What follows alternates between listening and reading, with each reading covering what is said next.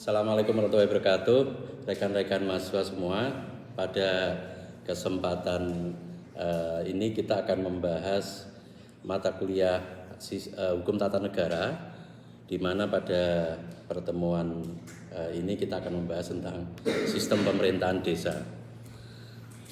Sebagaimana kita telah diskusikan dalam pertemuan-pertemuan sebelumnya, bahwasannya dalam penyelenggaraan pemerintahan yang demokratis itu diperlukan upaya atau usaha untuk membatasi kekuasaan,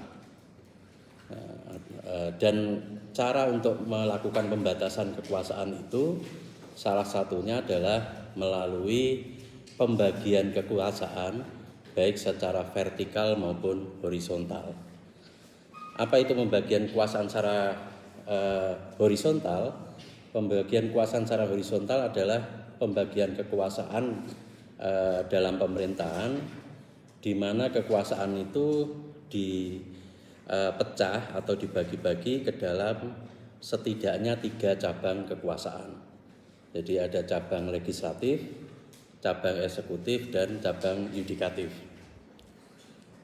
Di luar itu mungkin di negara-negara tertentu ada juga lembaga-lembaga negara independen yang sebenarnya dia menjadi subbagian dari 3 cabang kekuasaan yang ada. Misalnya kalau di Indonesia ada Komisi Pemberantasan Korupsi, itu merupakan bagian dari cabang kekuasaan eksekutif. Ada Komisi Yudisial yang sebenarnya juga bagian dari cabang kekuasaan yudikatif.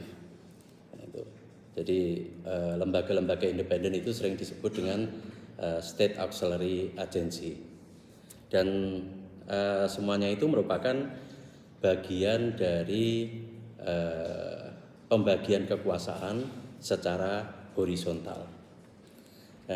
Yang kedua adalah pembagian kekuasaan secara vertikal. Jadi apa yang dimaksud dengan pembagian kekuasaan secara vertikal?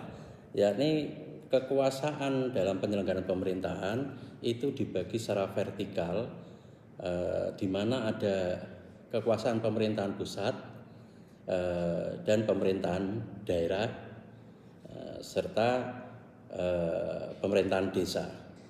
Itu bagian dari pembagian kekuasaan secara vertikal.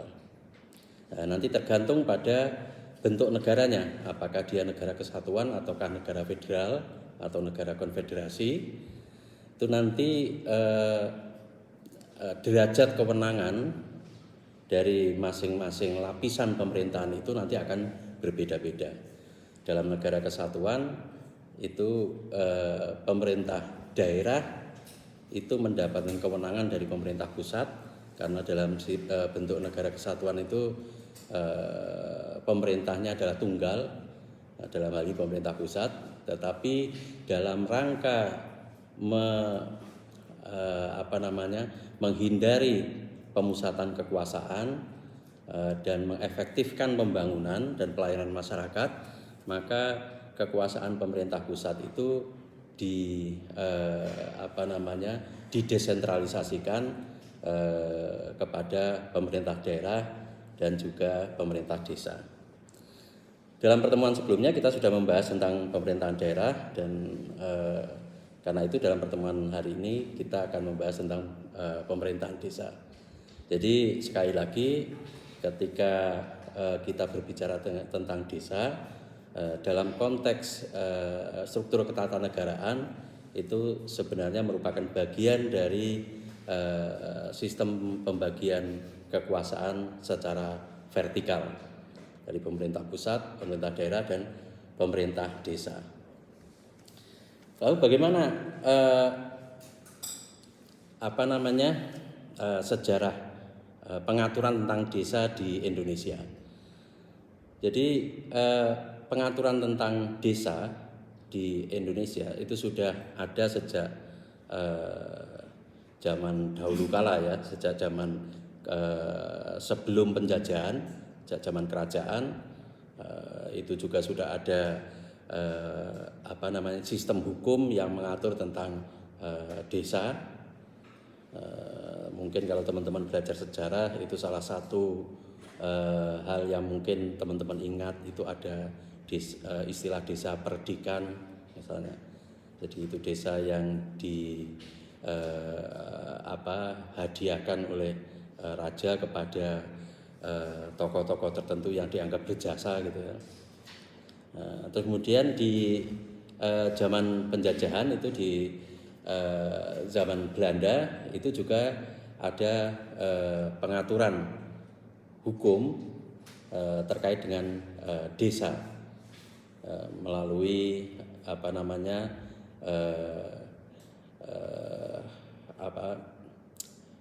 aturan Inlandsgemeente Ordinantie atau ordonansi itu tentang desa. Itu dia membagi antara desa di Jawa dan di luar Jawa. Tetapi pada zaman Belanda itu desa itu diatur dengan cara diberikan otonomi atau swapraja gitu ya. Tapi dia merupakan bagian dari pemerintahan Belanda berdasarkan satu perjanjian. Di sisi lain itu juga ada desa-desa adat, desa-desa yang dibiarkan hidup berdasarkan aturan atau kebiasaan adat. Jadi ada nagari, ada dusun, ada kampung gitu ya, kampung di Aceh dan lain sebagainya. Itu juga masih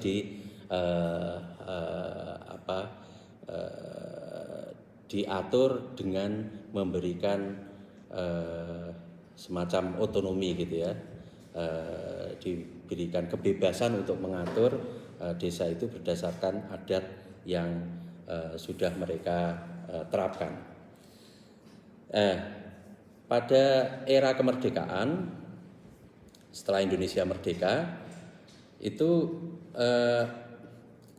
pengaturan tentang desa itu pertama kali muncul melalui Undang-Undang Nomor 19 tahun 65 atau tahun 1965. Jadi Undang-Undang Nomor 19 tahun 1965. Undang-undang ini mengatur tentang peralihan, ya. Jadi desa praja sebagai peralihan bentuk peralihan untuk mempercepat terwujudnya daerah tingkat 3 di seluruh wilayah Republik Indonesia. Jadi pada era awal kemerdekaan itu desa itu diproyeksikan atau direncanakan untuk menjadi daerah tingkat 3. Maksudnya daerah tingkat 3 itu apa? Jadi pada era Orde Lama itu pembagian daerah itu dibagi berdasarkan tingkatan. Jadi ada daerah tingkat 1, tingkat 2, dan tingkat 3. Daerah tingkat 1 itu apa? Daerah tingkat 1 itu adalah provinsi. Daerah tingkat 2 itu adalah kabupaten atau kota. Sedangkan daerah tingkat 3 itu adalah desa. Di atas daerah itu adalah pemerintah pusat. Jadi di Undang-Undang Nomor 19 tahun 65 itu diatur atau dibuat pengaturan tentang desa yang mencabut beberapa pengaturan di era Belanda gitu, yang tadi saya sebutkan ya, Stadblad nomor 1906 dan Stadblad nomor 490 tahun 1938. Dan beberapa peraturan perundang-undangan yang dikeluarkan oleh Belanda. Jadi ini bisa disebut Undang-Undang Nomor 19 tahun 65 ini sebagai undang-undang desa pertama yang dibuat oleh pemerintah Indonesia. Di dalam undang-undang desa ini tahun nomor 19 tahun 65 ini desa juga diberikan otonomi. Ini bisa dilihat di pasal 1 yang mengatur bahwasanya desa berhak mengurus rumah tangganya sendiri, memilih penguasanya, jadi memilih pemimpin-pemimpin desa, kepala desa dan badan permusyawaratan desa atau lembaga perwakilan desa, serta desa itu bisa memiliki harta benda sendiri. Gitu. Jadi kalau kita bicara teori otonomi, gitu ya, sebagaimana kita bahas di pertemuan sebelumnya, di desa ini diterapkan otonomi politik, otonomi administrasi dan otonomi fiskal atau desentralisasi politik, desentralisasi administrasi dan desentralisasi fiskal. Gitu. Jadi pada intinya desa diberi otonomi atau mendapatkan desentralisasi kewenangan secara utuh, gitu ya. Nah, sedangkan struktur pemerintahan desa di dalam yang diatur dalam Undang-Undang Nomor 19 Tahun 65 ini, itu desa itu dipimpin oleh kepala desa. Di sisi lain juga ada Badan Musyawarah Desa Praja. Jadi kepala desa praja ini adalah eksekutifnya, Badan Musyawarah Desa Praja ini adalah lembaga perwakilannya. Kemudian ada pamong desa praja, ada panitra desa praja, dan ada petugas desa praja, serta jika dipandang perlu bisa dibentuk badan pertimbangan desa praja. Jadi struktur pemerintahan di dalam pemerintah desa sebagaimana diatur dalam Undang-Undang Nomor 19 Tahun 65 ini sebenarnya mencerminkan struktur pemerintahan di tingkat pusat, kecuali di desa ini tidak memiliki lembaga peradilan dan aparat penegak hukum, itu yang nggak ada. Jadi kalau fungsi eksekutif, fungsi legislatif ini ada dan cukup lengkap, gitu ya. Nah, sedangkan pada masa Orde Baru itu ketentuan tentang desa atau ketentuan hukum tentang desa ini diubah dengan atau melalui Undang-Undang Nomor 5 Tahun 79 tentang pemerintahan desa. Jadi Undang-Undang Nomor 5 Tahun 79 ini mencabut Undang-Undang Nomor 19 Tahun 65 yang dibuat oleh pemerintah Orde Lama. Di dalam Undang-Undang Nomor 5 Tahun 79 ini, politik hukumnya atau arah kebijakan yang mendasari pembuatan undang-undang desa ini sudah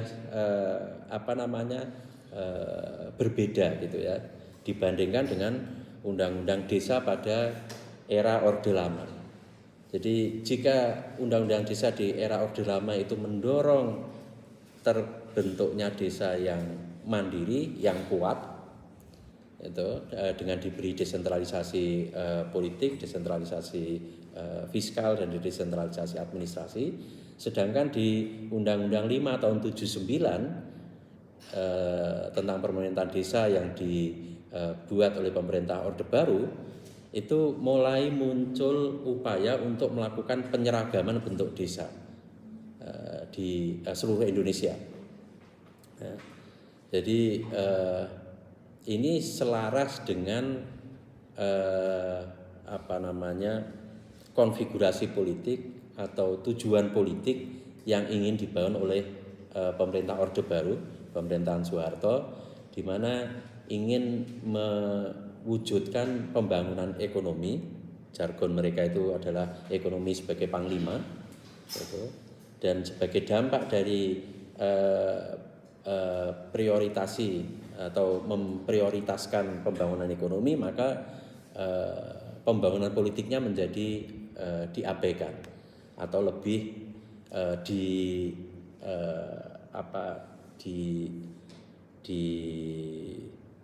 nomor duakan, kira-kira gitu. Yang jadi prioritas adalah pembangunan ekonomi. Di dalam Undang-Undang Nomor 5 Tahun 79 ini orientasinya adalah memperkuat pengendalian negara terhadap pembangunan di desa dan penyelenggaraan pemerintahan di desa. Caranya bagaimana? Caranya adalah dengan melakukan penyeragaman struktur pemerintahan desa. Jadi kalau di Undang-Undang 19 tahun 65 itu desa diberi kebebasan untuk membentuk struktur atau desa bisa dijalankan sesuai dengan hukum adat, artinya ada keberagaman gitu ya. Berdasarkan Undang-Undang Nomor 5 tahun 79 ini kebalikannya, jadi desa didorong untuk diseragamkan dari sisi struktur pemerintahnya. Di sisi lain itu juga Undang-Undang Nomor 5 tahun 79 itu mendorong pengawasan yang lebih ketat oleh pemerintah di atasnya, yakni pemerintah kecamatan dan pemerintah kabupaten, serta ke atas provinsi sehingga sampai di pemerintah pusat. Nah, jadi desa yang sebelumnya memiliki otonomi yang sangat luas itu mulai dikendalikan oleh pemerintah di atasnya. Nah, ini tercermin salah satunya misalnya kewajiban kepala desa untuk bertanggung jawab kepada camat atau kepala pemerintahan di tingkat kecamatan dan kepala daerah dan bupati gitu ya. Jadi pertanggungjawabannya lebih didorong kepada pertanggungjawaban vertikal. Gitu. Kepala desa tidak perlu bertanggung jawab kepada rakyat atau warga desa, meskipun yang memilih kepala desa itu sebagaimana diatur dalam Undang-Undang 5 tahun 79 itu kepala desa dipilih oleh warga desa, sama dengan Undang-Undang 19 tahun 65. Tetapi bedanya di Undang-Undang 5 tahun 79 itu diatur secara tegas pertanggungjawaban kepala desa itu dilakukan kepada camat, pada pemerintah kecamatan. Nah, ini menunjukkan adanya intensi atau tujuan untuk mengawasi, mengatur dan mengendalikan pemerintahan dan pembangunan di desa. Pendekatan yang dilakukan oleh pemerintah Orde Baru di dalam pengaturan tentang pemerintahan desa yang seperti itu tadi, yang cenderung melakukan penyeragaman, memperketat pengawasan dan pengendalian kepada desa, itu memunculkan dampak yang sangat sangat terasa gitu ya, dampak yang sangat buruk. Jadi yang pertama itu dampaknya adalah di sektor ekonomi. Jadi di sektor ekonomi sistem penyelenggaraan pemerintahan desa berdasarkan Undang-Undang Nomor 5 tahun 79 itu menghancurkan atau menyebabkan hilangnya sumber-sumber ekonomi masyarakat desa seperti hutan, tanah, tambang dan lain sebagainya. Kenapa? Karena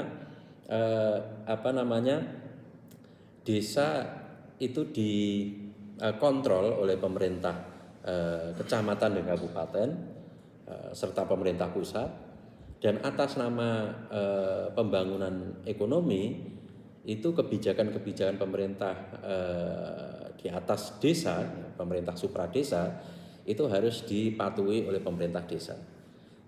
Sehingga misalnya ketika pemerintah membuat kebijakan akan membuka lokasi tambang misalnya, atau membuka sawah 1 juta hektar misalnya dan lain sebagainya, itu pemerintah desa tidak memiliki kekuatan untuk menolak atau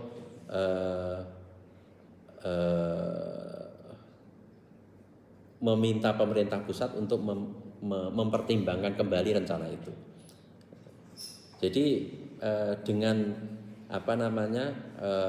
pengaturan, pengawasan dan pengendalian yang sangat kuat oleh pemerintah supradesa kepada pemerintah desa itu menyebabkan banyak sumber-sumber ekonomi masyarakat desa itu menjadi hilang. Nah, ini terutama di daerah-daerah di luar Jawa itu sangat terasa sekali.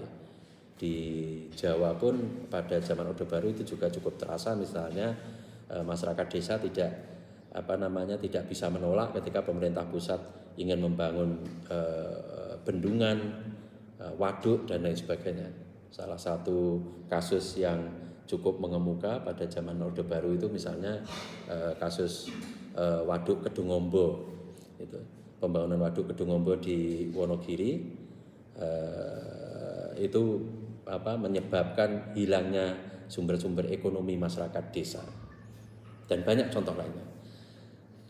Dampak yang kedua dari pengaturan hukum tentang desa pada era Orde Baru melalui Undang-Undang Nomor 5 Tahun 79 itu adalah berupa hancurnya karakter dan kearifan lokal. Maksudnya bagaimana? Jadi desa yang pada zaman Belanda, zaman penjajahan Belanda dan pada zaman pemerintahan Orde Lama yang diatur berdasarkan Undang-Undang Nomor 19 Tahun 65 yang sebelumnya memiliki keleluasaan dan kebebasan untuk mempraktekkan kebiasaan-kebiasaan atau kearifan lokal dalam menyelenggarakan pemerintahan dan pembangunan di desa, itu kebiasaan atau kearifan lokal itu tadi itu hilang atau hancur karena adanya penyeragaman prosedur penyelenggaraan pemerintahan yang diterapkan oleh pemerintah Orde Baru melalui Undang-Undang Nomor 5 Tahun 79 ini. Misalnya di desa-desa di Jawa itu dulu punya mekanisme perencanaan pembangunan melalui rembuk desa gitu ya, kegiatan rembuk desa di mana seluruh masyarakat itu datang kemudian bermusyawarah untuk merencanakan pembangunan. Itu praktek kearifan lokal semacam itu hilang, hancur karena digantikan dengan sistem perencanaan pembangunan desa yang diatur secara birokratis gitu. Jadi masyarakat tidak lagi dilibatkan secara langsung, tetapi hanya dipilih berdasarkan perwakilan-perwakilan struktural, misalnya RT, RW. Jadi perwakilan-perwakilan struktural itu yang kemudian dilibatkan dalam perencanaan pembangunan. Ini menyebabkan hancurnya karakter sosial dan kearifan lokal di desa akibat penyeragaman yang diterapkan oleh pemerintah Orde Baru melalui Undang-Undang Nomor 5 Tahun 79. Nah, dampak yang ketiga adalah melemahnya kepemimpinan politik dan sikap kritis masyarakat. Ini dampak politik gitu ya. Dampak ini sebenarnya muncul dari problem di dalam Undang-Undang 5 Tahun 79 dan juga praktek politik yang diterapkan pada era Orde Baru. Jadi pada masa pemerintahan Soeharto saat itu juga diterapkan politik floating mass gitu, atau masa mengambang, di mana dengan politik floating mass itu partai politik tidak boleh membentuk kepengurusan di tingkat desa. Jadi partai politik itu hanya struktur kepengurusannya hanya berhenti di tingkat kabupaten. Itu. Dampaknya apa? Ketika partai politik tidak memiliki struktur kepengurusan di tingkat desa, maka dampaknya masyarakat di desa atau warga desa itu dilarang berpolitik, dilarang bergabung dengan partai politik. Ketika warga desa tidak boleh bergabung dengan partai politik, maka dia tidak terlatih untuk berpolitik, maka kemudian dalam jangka panjang itu menyebabkan melemahnya kepemimpinan politik dan sikap kritis masyarakat. Jadi pada masa Orde Baru itu terjadi penurunan gitu ya, atau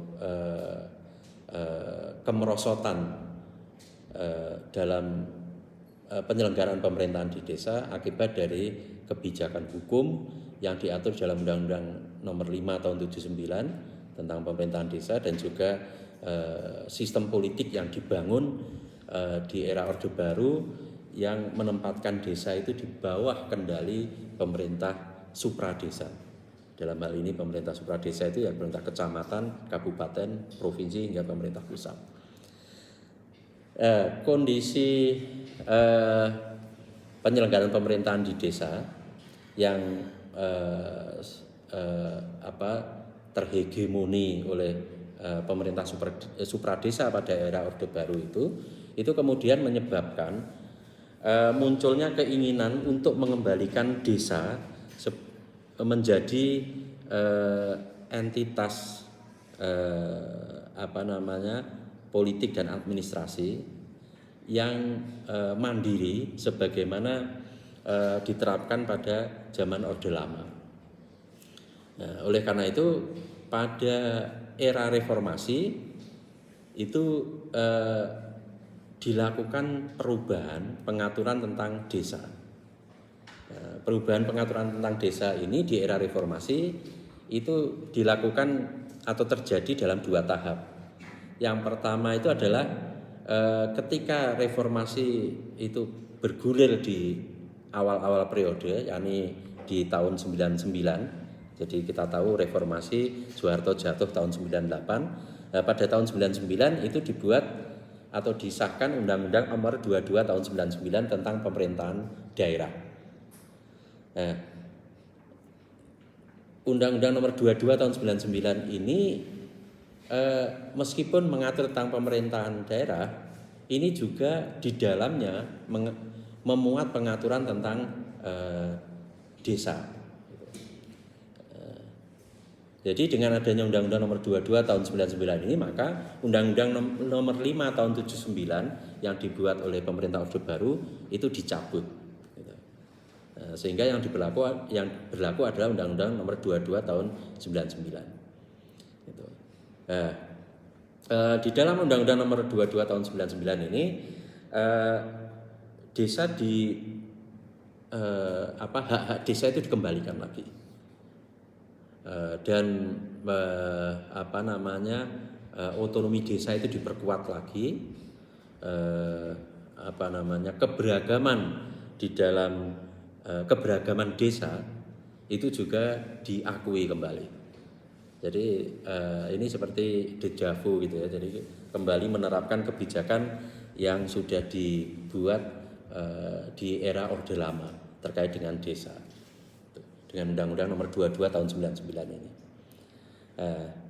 Tetapi meskipun kebijakannya sudah cukup reformis gitu ya, di dalam Undang-Undang Nomor 22 tahun 99 yang kemudian diubah menjadi atau diganti menjadi Undang-Undang Nomor 32 tahun 2004 tentang pemerintah daerah. Tetapi ada keinginan, ada aspirasi dari berbagai pihak termasuk dari pembuat kebijakan untuk semakin memperkuat desa dengan cara membuat undang-undang tersendiri tentang desa. Jadi pengaturan tentang desa itu dikeluarkan dari undang-undang tentang pemerintah daerah. Kenapa? Karena dengan disatukannya pengaturan tentang desa di dalam undang-undang pemerintahan daerah itu terkesan bahwasannya desa itu masih di bawah kendali pemerintah supradesa atau pemerintah daerah sebagaimana dipraktekkan oleh pemerintah Orde Baru. Oleh karena itu pada tahun 2014 melalui Undang-Undang Nomor 6 tahun 2014 itu DPR bersama Presiden mengesahkan Undang-Undang Nomor 6 tahun 2014 tentang desa. Jadi sejak dengan Undang-Undang Nomor 6 tahun 2014 ini desa kembali memiliki undang-undang tersendiri tentang desa, di mana pada era Orde Lama desa memiliki undang-undang sendiri dengan Undang-Undang Nomor 19 tahun 65, kemudian di era Orde Baru itu Undang-Undang Nomor 5 tahun 79. Nah, ini baru di tahun 2014 ini desa kembali memiliki undang-undang tersendiri Nomor 6 tahun 2014. Nah, jadi di awal era reformasi tahun 99 sampai tahun 2013 itu pengaturan hukum tentang desa itu diatur melalui undang-undang tentang pemerintahan daerah. Gitu. Nah, apa yang dimuat di dalam Undang-Undang Desa Nomor 6 tahun 2014 yang sekarang ini sudah baru saja juga diubah gitu ya, tahun 2024 ini, terutama perubahannya terkait dengan masa jabatan kepala desa. Nah, di Undang-Undang Nomor 6 tahun 2014 ini desa itu didefinisikan sebagai kesatuan masyarakat hukum yang memiliki batas wilayah yang berwenang untuk mengatur dan mengurus urusan pemerintahan, kepentingan masyarakat setempat berdasarkan prakarsa masyarakat, hak asal usul atau hak tradisional yang diakui dan dihormati dalam sistem pemerintahan Negara Kesatuan Republik Indonesia. Nah, jadi pengertian tentang desa, pengertian hukum tentang desa dalam Undang-Undang Nomor 6 tahun 2014 ini mirip dengan pengertian desa dalam Undang-Undang Nomor 19 tahun 65 itu. Jadi desa dikembalikan otonominya, dikembalikan pengakuan terhadap hak-hak tradisionalnya yang diabaikan oleh Undang-Undang Nomor 5 tahun 79. Sehingga kemudian muncul ada desa adat gitu ya. Itu. Nah, kalau di Undang-Undang 579 itu desa itu diseragamkan semua. Itu. Enggak ada hak asal usul, hak tradisional itu tidak diakui. Jadi semuanya diseragamkan. Nah, di dalam Undang-Undang Nomor 6 tahun 2014 ini desa ini bisa mengurus gitu ya, kegiatan utama pertanian termasuk pengelolaan sumber daya alam dengan susunan fungsi kawasan sebagai tempat pemukiman perdesaan, pelayanan jasa pemerintahan, pelayanan sosial dan kegiatan ekonomi. Desa juga memiliki keuangan desa itu yang dapat dinilai dengan uang serta segala sesuatu berupa uang dan barang yang berhubungan dengan pelaksanaan hak dan kewajiban desa, serta hak desa juga bisa memiliki aset kekayaan. Jadi ini kalau kita buat atau kita lakukan perbandingan ya antara Undang-Undang 6 tahun 2014 dengan Undang-Undang 19 tahun 65 itu memiliki banyak kemiripan gitu. Jadi menjadikan atau mendudukkan desa sebagai entitas yang kuat, memiliki atau mendapatkan otonomi atau desentralisasi politik, administrasi dan fiskal. Bagaimana kedudukan dan jenis desa? Jadi desa itu berkedudukan di wilayah kabupaten kota, dan desa itu terdiri dari dua jenis. Desa dalam arti desa biasa pada umumnya dan desa adat. Desa adat ini nanti istilahnya bisa disesuaikan dengan pengistilahan di wilayah yang bersangkutan. Bisa nagari, bisa gampung dan lain sebagainya. Tapi mereka kedudukannya dianggap sama-sama sebagai pemerintahan desa. Kewenangan desa itu ada kewenangan yang sudah ada berdasarkan hak asal usul desa, gitu ya. Misalnya ada tanah kas desa atau bengkok kalau di Jawa gitu ya. Ada organisasi masyarakat desa, ada peranata dan hukum adat, kelembagaan masyarakat dan sebagainya. Nah, jadi hak asal usul desa yang sudah ada dan hidup atau dipatuhi atau diterapkan itu diakui berdasarkan Undang-Undang Nomor 6 tahun 2014 ini. Jadi misalnya kalau di desa itu punya hukum adat sendiri, misalnya di desa-desa di Bali, desa di masyarakat Baduy dan lain sebagainya, hukum adatnya itu juga diakui berdasarkan undang-undang desa ini. Jadi yang pertama jenis kewenangan adalah kewenangan yang sudah ada berdasarkan hak asal usul desa. Nah, yang kedua adalah kewenangan lokal berskala desa. Jadi ini adalah kewenangan misalnya pengelolaan pasar, irigasi, jalan desa. Gitu. Kalau desanya itu berada di wilayah pesisir ya kayak dermaga atau pelabuhan desa kayak itu. Nah, itu kewenangan lokal berskala desa. Yang ketiga adalah kewenangan yang ditugaskan oleh pemerintah atau pemerintah provinsi atau pemerintah kabupaten kota. Jadi desa itu juga mendapat kewenangan berdasarkan penugasan dari pemerintah pemerintah provinsi dan pemerintah kabupaten kota. Ini termasuk di dalamnya adalah medebewin gitu ya, tugas pembantuan gitu. Yang keempat adalah kewenangan lain yang ditugaskan oleh pemerintah. Jadi kalau yang kewenangan ketiga itu kewenangannya sudah diatur dalam undang-undang tentang desa yang itu ditugaskan oleh pemerintah provinsi dan pemerintah kabupaten kota untuk dilaksanakan atau diselenggarakan oleh pemerintah desa. Sedangkan yang keempatnya adalah kewenangan lain yang ditugaskan oleh pemerintah sesuai peraturan perundang-undangan. Misalnya nanti ada undang-undang tentang koperasi. Undang-undang koperasi itu mengatur tentang koperasi desa, itu termasuk yang kewenangan keempat ini. Jadi sederhananya kewenangan ketiga, kewenangan yang ditugaskan pemerintah provinsi, pemerintah kabupaten kota itu adalah kewenangan yang diatur dalam undang-undang desa, kewenangan pemerintah provinsi, pemerintah kabupaten kota yang diserahkan kepada pemerintah desa berdasarkan undang-undang desa. Sedangkan yang keempat ini adalah kewenangan lain yang ditugaskan oleh pemerintah provinsi, pemerintah kabupaten kota berdasarkan undang-undang di luar undang-undang desa. Gitu.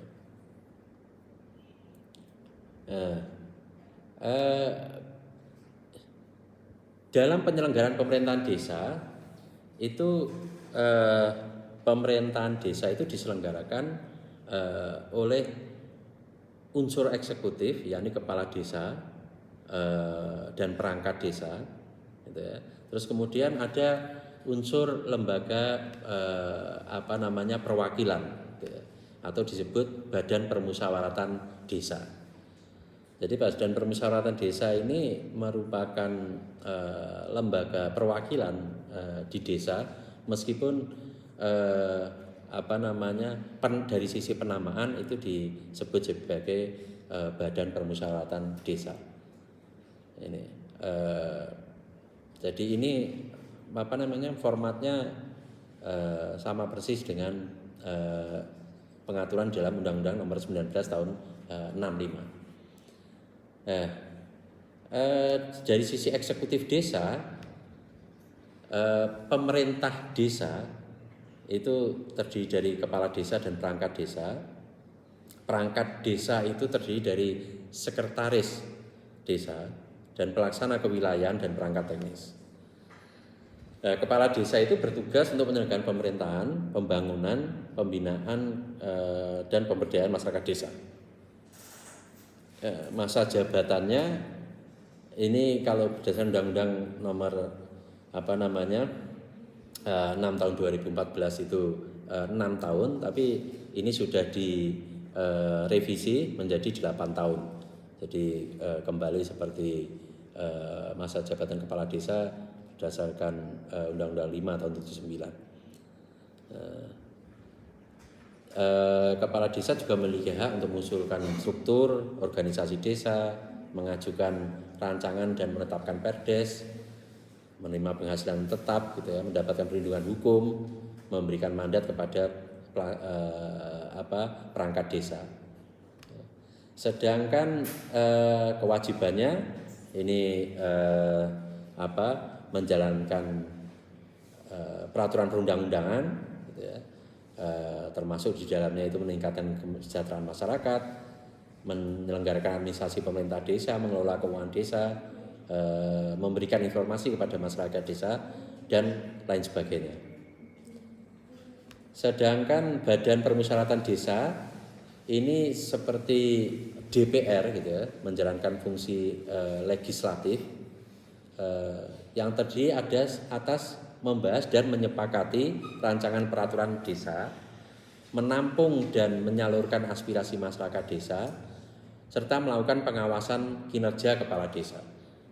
Jadi Badan Perwakilan Desa atau Badan Permusyawaratan Desa ini sebenarnya menjalankan fungsi dan peran sebagai lembaga legislatif tetapi di tingkat desa.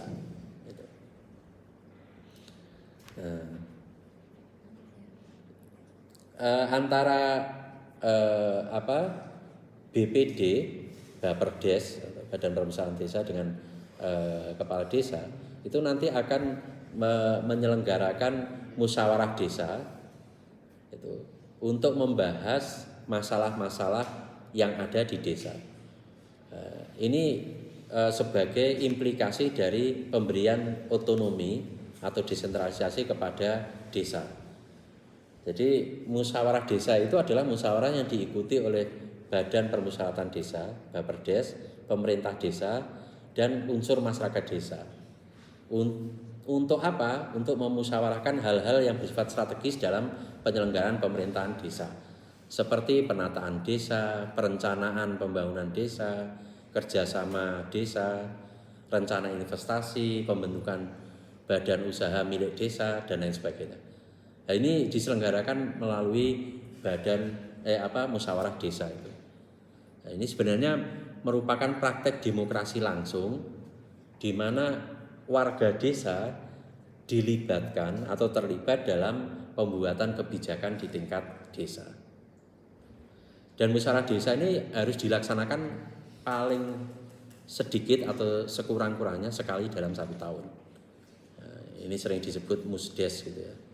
Itu biasanya diselenggarakan sebelum atau dalam rangka penyusunan RAPBDes, rencana anggaran pembangunan desa, atau sering disebut juga dengan Musrenbangdes, musyawarah perencanaan pembangunan desa.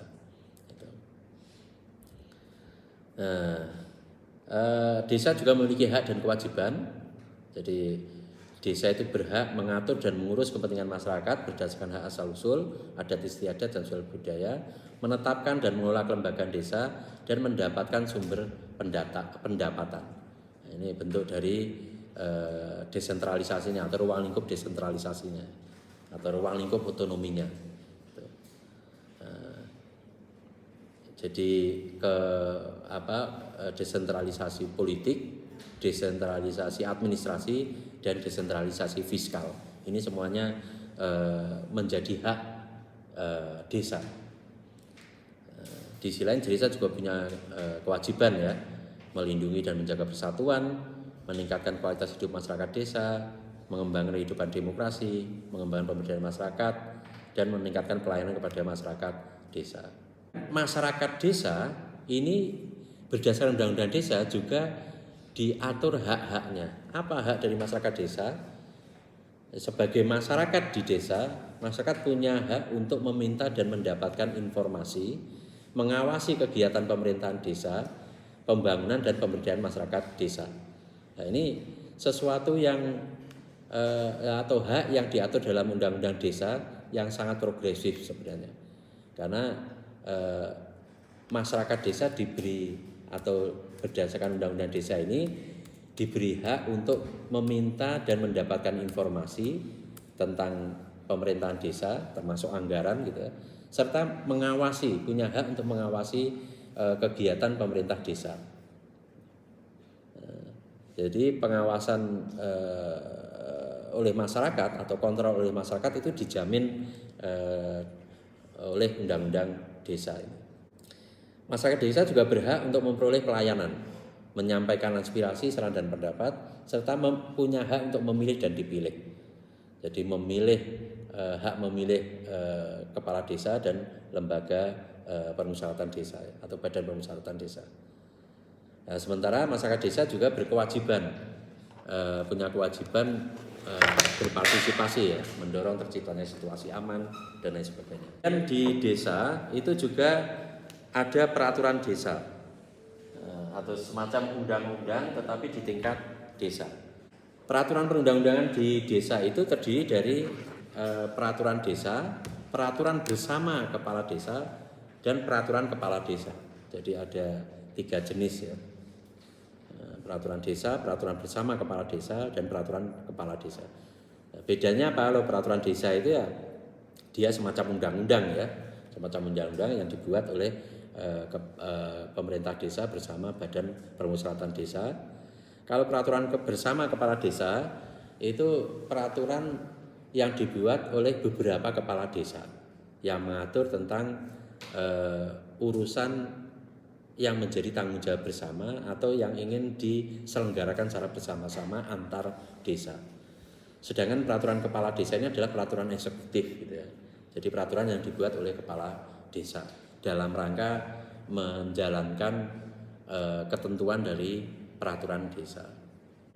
Sedangkan dari aspek keuangan dan aset desa, itu pendapatan desa diatur dalam undang-undang ini itu berasal dari satu pendapatan asli desa yang terdiri dari hasil usaha, hasil aset desa, swadaya, partisipasi, gotong royong, dan lain-lain.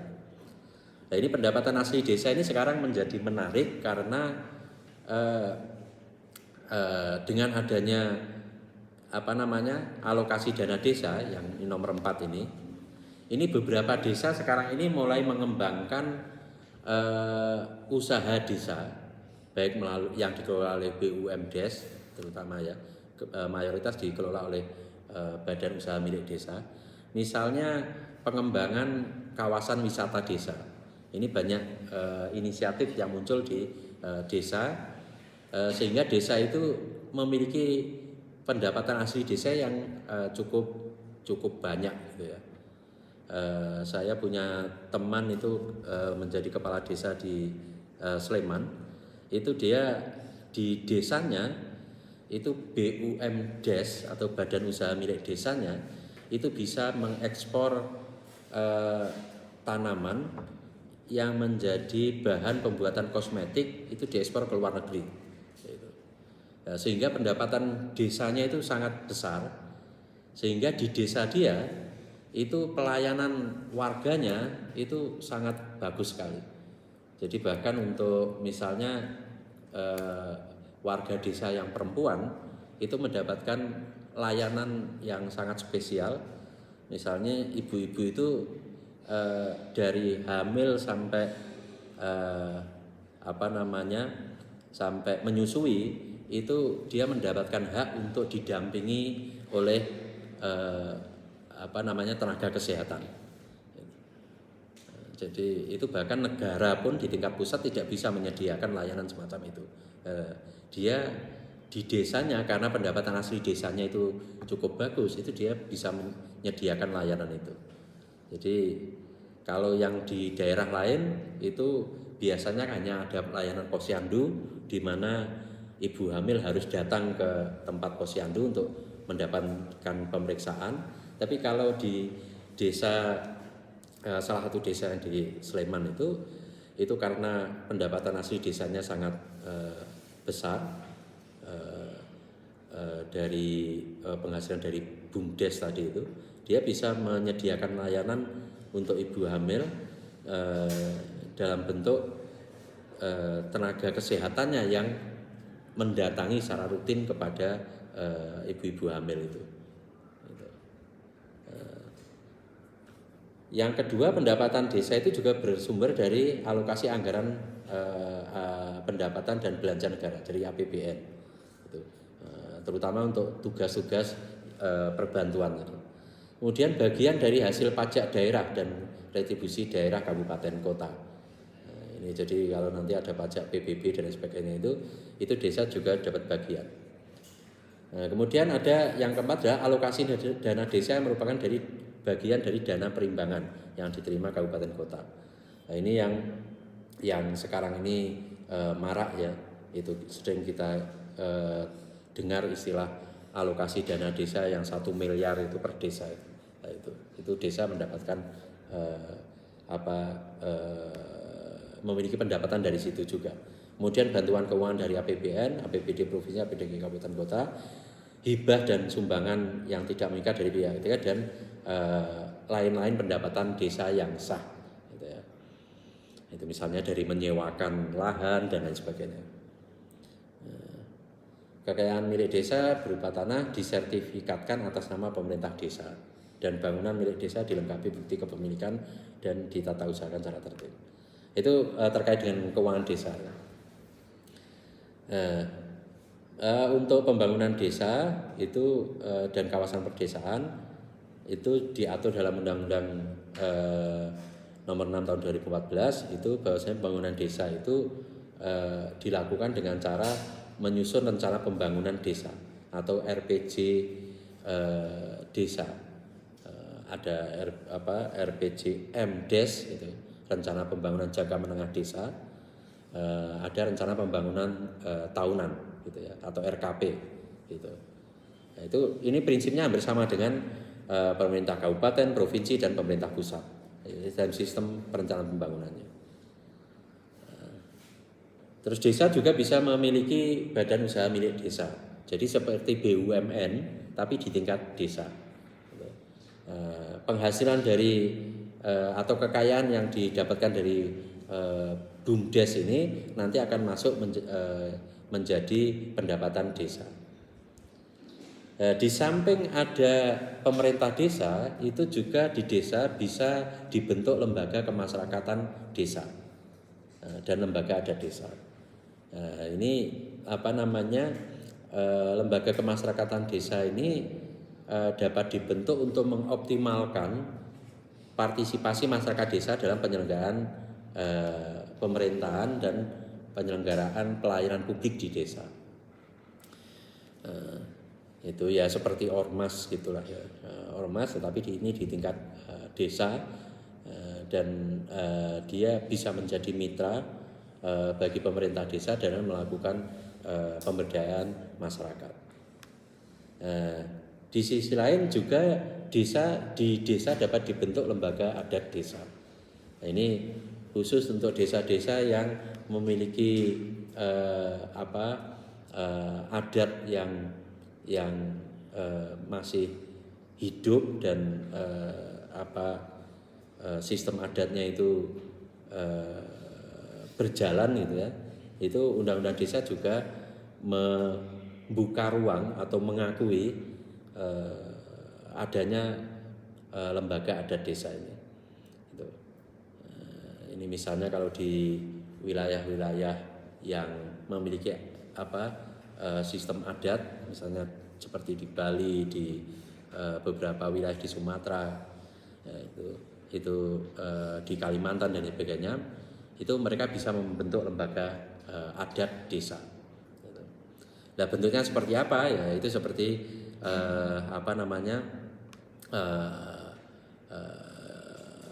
kebutuhan yang atau praktek yang dijalankan atau yang terjadi di masing-masing desa itu.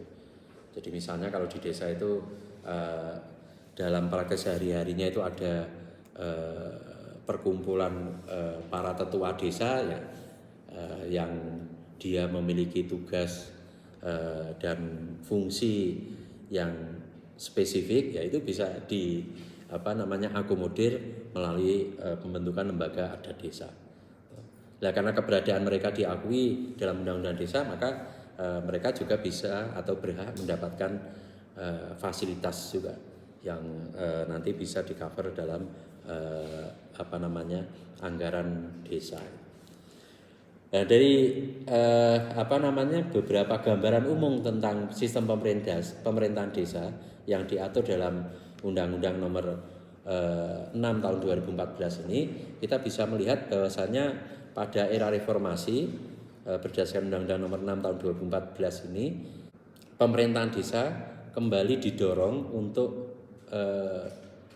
lebih otonom dan lebih kuat jika dibandingkan dengan politik hukum dan sistem pengaturan yang diatur dalam Undang-Undang Nomor 5 Tahun 79 yang dikeluarkan oleh pemerintah Orde Baru. Nah, tentunya ini menjadi kesempatan bagi kita semua untuk semakin memperkuat desa, karena desa itu menjadi pilar negara. Jadi desa itu menjadi fondasi dari negara. Ketika desa itu lemah, maka negara akan lemah. Tapi ketika desa itu kuat, maka negara itu akan kuat. Kenapa demikian? Karena mayoritas warga itu berada atau tinggal di desa. Hanya sekian persen atau hanya sebagian kecil saja dari warga itu yang tinggal di di pusat-pusat perkotaan gitu. Sehingga desa ini sebenarnya menjadi frontliner ya, menjadi pilar bagi perkembangan negara. Saya kira itu yang bisa saya sampaikan.